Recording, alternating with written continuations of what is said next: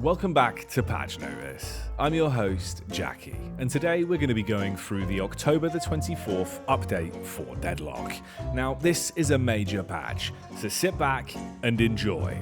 Hero Labs. First and foremost, Valve went ahead and added 6 brand new in-development heroes to Deadlock.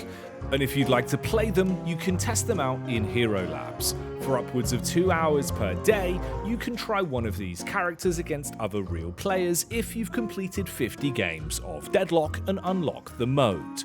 Learn more about each and every one of the new heroes later in today's video. Even unreleased heroes were altered. Vandal was added to the game files, and we even saw Shield Guy getting a new shield model based on a Dota 2 cosmetic.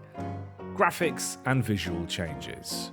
Moving on then, we can have a look at the elephant in the room, or should I say, the lack of eclipse. Skybox and lighting have undergone some major overhauls in this patch, and Valve are clearly experimenting with new things. Fog, the skybox, and all of the colours that drive that have been entirely changed.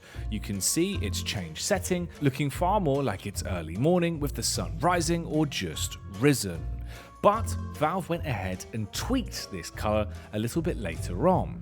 When the patch was first released, it was in the middle here, with this dark thematic setting. However, after a few hours and a hotfix, Valve tweaked it further. So they've been playing around with the skybox, and it is actually quite pretty. It's certainly grown on me. And another thing that's grown on me are these new character shaders. An almost shell-shaded like effect has been added to each and every one of the characters in Deadlock. Valve say that this is to help with visibility, whilst also adding more of a stylized effect to the roster. It's pretty cool, and most people seem to enjoy it, unlike the skybox change that's been pretty polarizing. Now, Statue Monkey 01 was also added to the game and gives us a little bit of an idea, potentially, of where some of the statue models will be going when the placeholders are replaced. But McGinnis was given a brand new melee animation. And then Nice. Lash was also given some as well, and his is by far the best.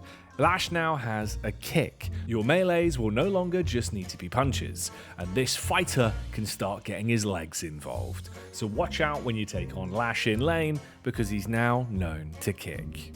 Climbing animations for Pocket have also been changed. Now when they grab onto a surface, the animation on screen will play.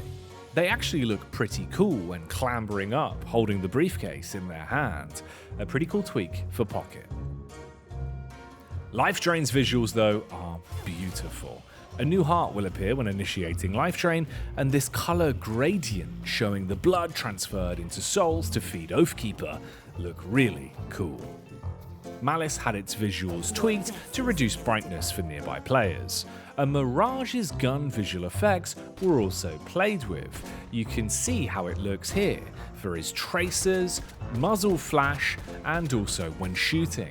Shiv had his dagger size when impacted into someone reduce, so they look a little bit less comical now. Slice and Dice, though, is quite comical. The visual was tweaked for nearby players, but for some reason, the trail that's left behind on the ground seems to stick to Shiv and move with him.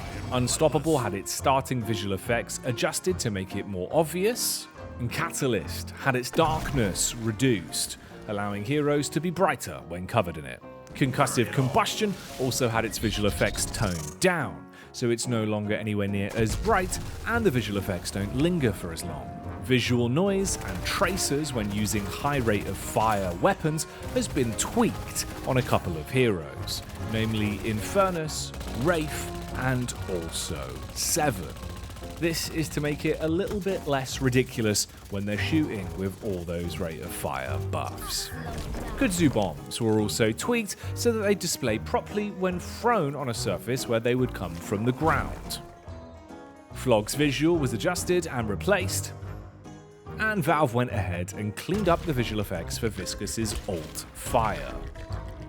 Rescue Beam's visual bugs were pruned and removed, and the knockdown animation was played with.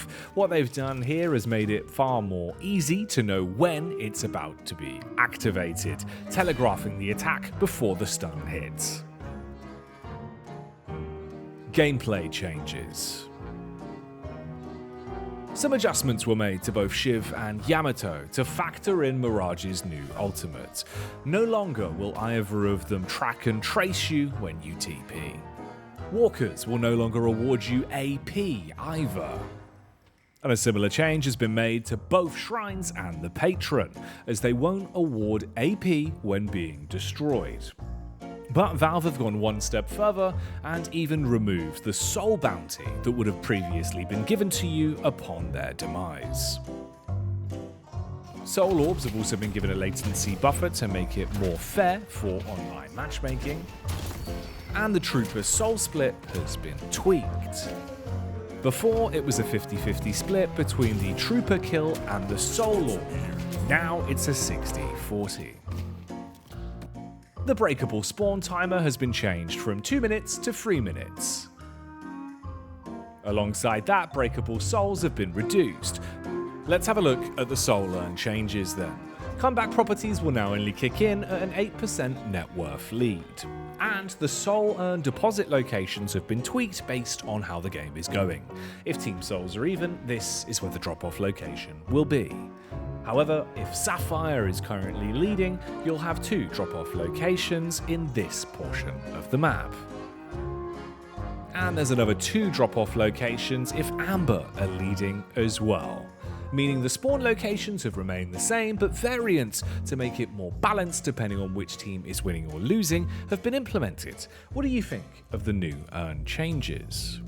Alongside that, delayed delivery of the urn has been nerfed. If you carry the urn for 90 seconds, it will begin to drain 1% of your HP and disable your regeneration. It will also automatically return to its spawn point if it's dropped after 90 seconds of being carried, and lock out your team from being able to pick it up for 12 seconds. The urn now runs away faster and has increased walking speed. You can see now it will keep running even if you're near it, but at a slower state, and will begin to sprint if you're far enough away. To damage Guardians, you now must be fully above the stairs, so sliding on the stairs is not a viable strategy. The cutoff is shown on screen here. A lot of objectives were tweaked, with Guardians resisting Troopers starting at 60% and ending at -35 after 8 minutes. Guardians also now resist Players at 40% and ending at -35 after 8 minutes. Walkers also resist Troopers and Players starting at 60% and ending at -30% after 14 minutes. Some big changes to the amount of damage being dealt to objectives. Let's talk about backdoor protection. Increased backdoor protection range for Troopers to prevent stalling with longer range spells. Valve looking to make it harder for you to be able to backdoor and push out lanes from a distance. Alongside that, backdoor protection removal now also has a 20-second buffer to prevent immediate activation once the creeps die. Mid-boss respawn timer will now decrease with subsequent kills from 7 minutes by 1 minute each time. 7 minutes to 6 minutes to 5 minutes. And Troopers have been given more resistance. They now gain 40% spirit resistance gradually over 25 minutes, reaching 70% at 50 minutes. Base Guardians and Shrines no longer have out-of-combat regeneration either, meaning technically it's easier for you to force a push to guarantee damage on a Shrine for your next attack. Parry active window has been increased from 0.7 to 0.75, with the cooldown reduced from 5 seconds to 4.5. The Medic Trooper heal has been tweaked. It has 2 charges now on a 6-second interval. However, the cooldown has been nerfed. It's been changed from 6 seconds to 35 seconds, but this balances out with the 2 charges, so it's nowhere near as bad as it sounds. Sinner's Sacrifice also underwent some changes. Weirdly now, it won't display the destruction animation when being destroyed, but subsequent hits will share souls with all previous attackers. Map changes, visuals, and geometry. Right then, let's have a look at what Valve have done to the map. Outside the elephant in the room being the big lighting changes and Skybox Overhaul, they've actually made quite a few gameplay changes to the Cursed Apple itself. On screen now are some of the new access points and alleyways on the outer lanes. Right now we're looking at York. You can see textures have been replaced, and also geometry has been entirely overhauled to do with jungle camps, meaning both jungle camps on outer lanes are now on the upper deck, rather than one of them being lower and the other being upper. Both York and Park were given these new sky bridges to allow interesting new rotation points and different methods of fights. It's a relatively cool addition and does seem to suit the style already, but I'll need to try it out a little bit more to see how it overall affects the gameplay loop of Deadlock. But alongside a lot of the changes to Guardians, these map changes could slow down the game potentially. You can see here though it's the perfect location to get some quick shots off as a Vindictor. However, boxes seem to be spawning inside of the walls now towards Park. Valve, please fix. You can see the visual changes though and how the map has been tweaked to support this. A big overhaul on York Lane though is the removal of the railings and restructuring of the area from Urn where you need to climb up. It's far more open, more breathable, and would technically require less stamina for rotates, making the gameplay loop smoother. Alongside this gigantic set of stairs that's been added, both points of rotation allow for quick slides now, with the radio station also having a big set of stairs. Valve also overlaid a poster on top of this item poster. Valve, please fix. Some changes were made to the gas station, with the zip line being replaced with a set of stairs in both the lower and upper floor. Valve wanting to replace it with something a bit smoother potentially. These changes are also mirrored over on the blue side of things. With this jungle building having its zip lines replaced as well. A minor but interesting change is that Valve have updated this texture on Blue Lane. You can see the before and after here. However, Valve have left this gap in the map geometry. Valve, please fix. Next, Valve have actually fixed something massive here. I thought this was even intended, as this texture's been bugged for so long, but Valve have tweaked it and made it no longer scuffed. Now we can start to look at the new grass. Valve have started to overlay new grass all throughout the Cursed Apple. You can see a beautiful comparison of the lighting here towards mid and also how the new grass looks, popping up all over the place in some nice little areas, providing more foliage to the map. It's a pretty nice art pass and actually adds an awful lot of detail to the Cursed Apple, and it seems like Valve are starting to gear up to give the map a little bit more love in terms of its visual identity outside of entirely focusing on the gameplay. So Deadlock's actually getting into a pretty good spot in its overall design structure.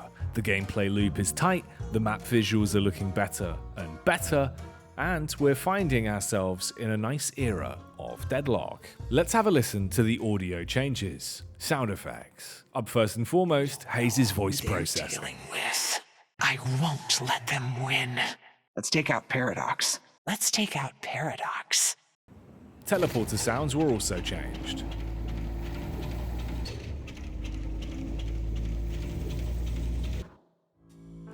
Valve even added a teleporter sound file to the game. You can listen to the full version on our YouTube now.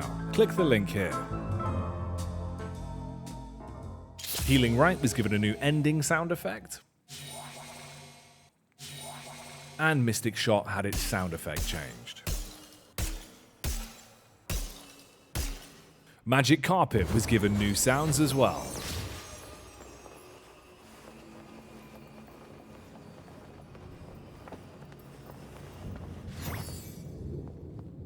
Slowing Hex had its audio tweaked.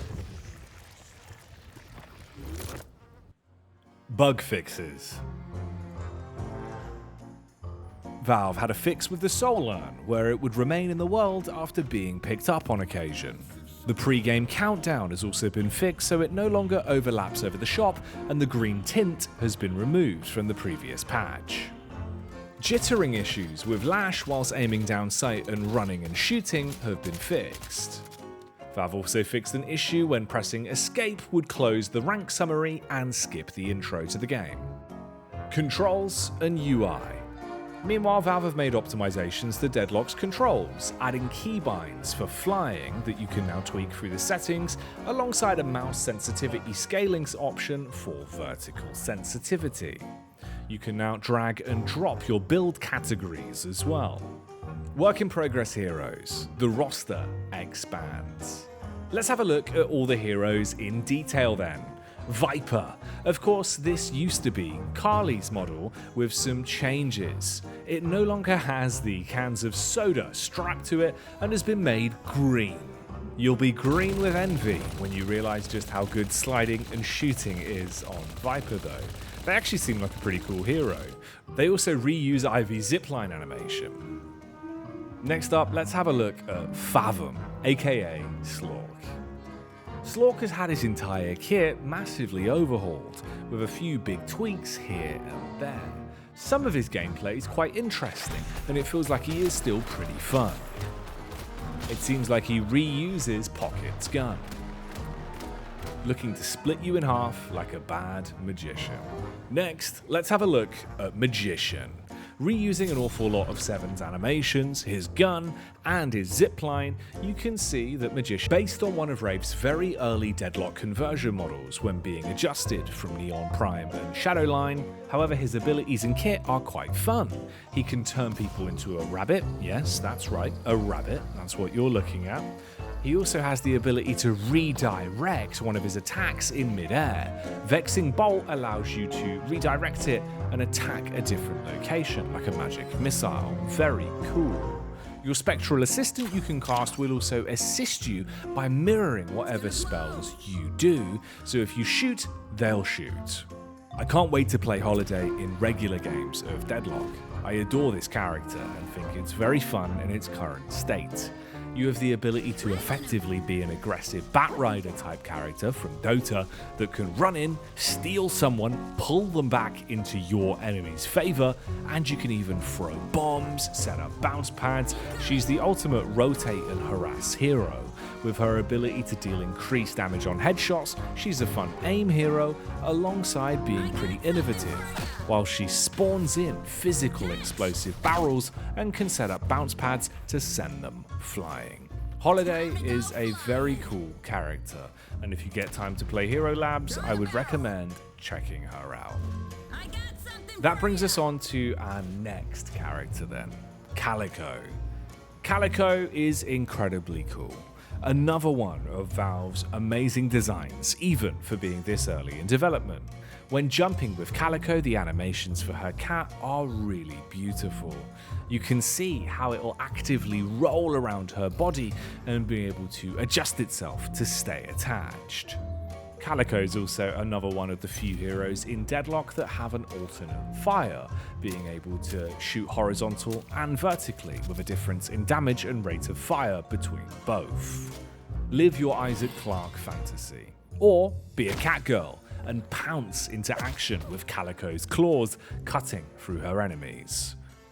Her Neko wards are also particularly aggressive, being able to be placed in all manner of places they certainly shouldn't be, alongside not expiring and being very overpowered. Valve have made Calico very strong, so try her out whilst you can. Lastly, it's Wrecker.